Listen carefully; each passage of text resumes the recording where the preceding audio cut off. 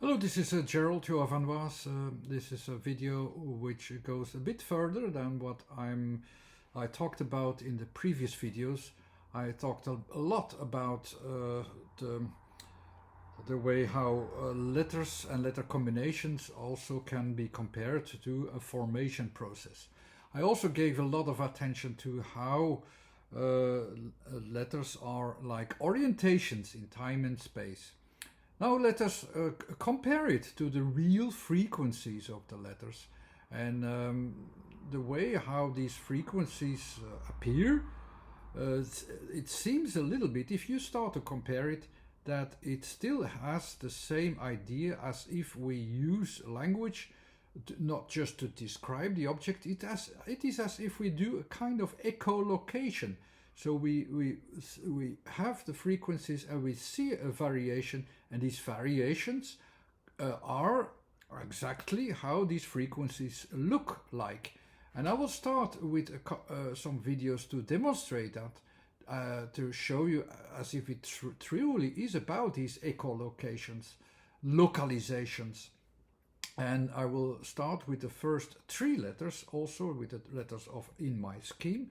And I will show you where they are in the scheme and then how the frequencies look like as spectrograms. So here is my scheme. So you have basically, if you have an orientation on the letters, you try to have the focus on the objects as much as a physical, with as much a physical reference as you can, and that you can localize them in space. That was about my orientation. That was our foundation, our first foundation. So the first 9 letters in the system are all about that, how the things are formed there. The second category goes further. It's when the localizations don't work very well, when you don't see the object very well, or it is moving, then you need the aspect of time, and you also need the aspect that it is a bit further away. So it is in the environment, it is in the conditions of the immediate environment, and you need the element of space to express it, how the things are changing, how the things are moving, what is really going on, that we don't see it immediately in a steady place in space. The last couple of categories are also comparable to the things that are very far away. So we don't succeed to see the object in space. We can't find the localization very correctly. We can't see very correctly how it is evolving in time. So we need attention, and this attention goes to, let's say, it reflects itself to a working frame in the environment, a context, let's say. These are the last couple of letters. Okay, now that was the theory, now the practice. So the whole area of visualization where I orientate myself are also comparable to nearby, bit further away, and really far away. That's my plane. It's there on that plane of my, where I visualize the things, but I hear also things. I can visualize them very well when they're nearby. I can grasp them a little bit when they're a bit further away, and I only have the reflections when it's really very far away.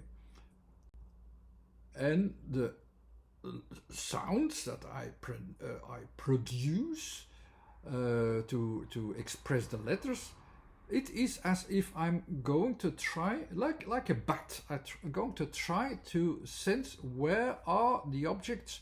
The first thing that I do is try to find a match. Where are the objects?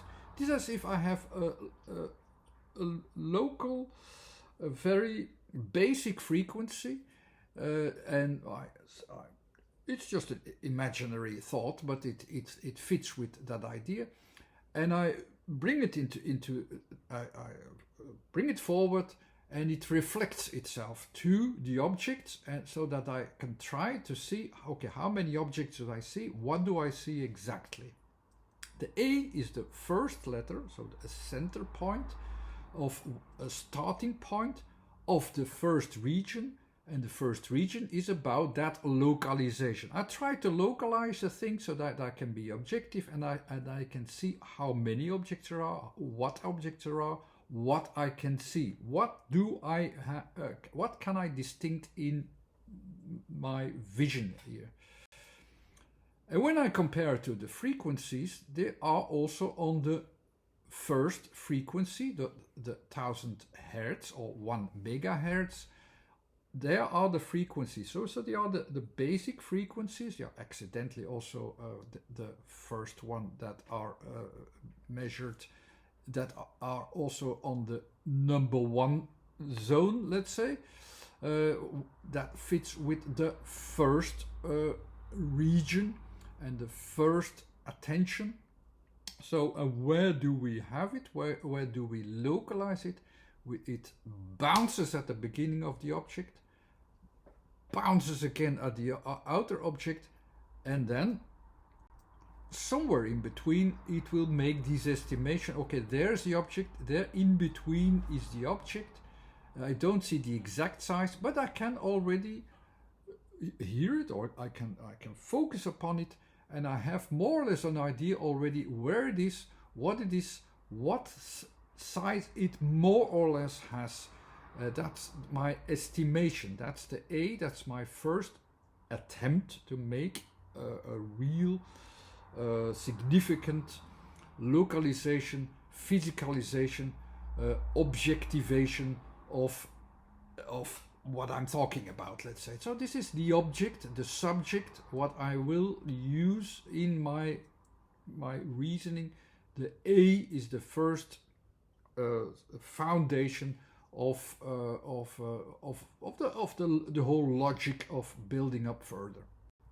And the A letter, the Roman letter, also fits in that very well. So it jumps also. This jump that's the reflection, so it gives a certain reflection, so we see more or less already, or hear more or less where it is, how big it is, how big the size is.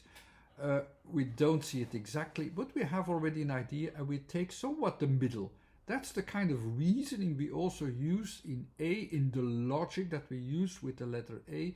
That's I can talk a lot only about the A. I can fill in an hour already how this works, and it is recognizable in the frequencies. So it is on the basic frequency, 1000 megahertz, and it has this reflection, the top reflection. This reflection is that estimation, so you still have to learn if it really is that size that you think it has, that it really has the form that you think it has, but during the combination, making combinations of letters, you will get to a more exact form as well. The A is, so in the A is still, of course, that estimation, and it is in frequencies, you can recognize it there. That's our first region, and that's you try to count on it. That this is about the objective world, and we have an object where we can work with. The next frequency, or the next letter, is on the is also the next vowel. It's on the second level, and it's on the second place also on the second level. The second level is about timing. It's about things that are changing, and there you have it. So of course it is a next level. And why it is there on that next level, just imagine imagine that you can't see the object well. You don't have a very good objective view on the object, because it is moving a bit, it is changing a bit, it is jumping, it has fluctuations. These are all about changes, and how can you see the changes well? How can you express the changes well? Yeah, when you see a division, when you see it jumps up, you have a distinction a little bit above it or a little bit aside of it, you could also say, but this above it is that makes it different. So the steady objects are low, and when it jumps out, okay, there is a difference. You see, you give it an extra attention. That's all. The extra attentions, and the expression of extra attentions is like is always founded on the time aspect, because you see, okay, something is changing at some point in time, to where in time, and so on. All these associations is this extra attention of A. Where are the frequencies of the real frequencies of the E? Here you have three different A's.